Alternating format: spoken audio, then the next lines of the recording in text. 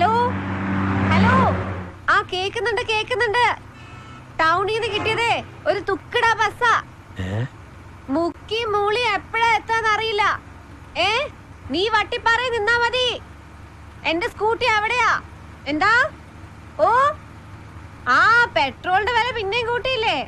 500 കുണ്ടും കുഴിയും ചാടി വരുമ്പോഴത്തേക്ക് തടിയും കേടാവും, കീശയും കാലിയാവും.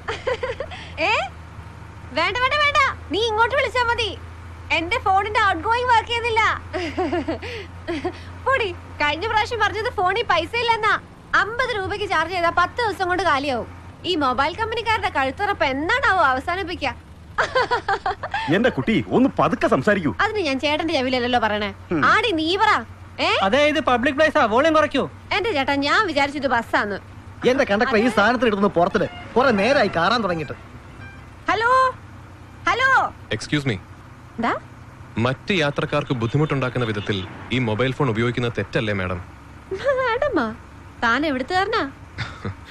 ഞാൻ എവിടുത്തുകാരനോ ആയിക്കോട്ടെ, പക്ഷേ ഇത്ര ഉച്ചത്തിൽ സംസാരിക്കാനാണെങ്കിൽ പിന്നെ ഫോണിന്റെ ആവശ്യമില്ലല്ലോ.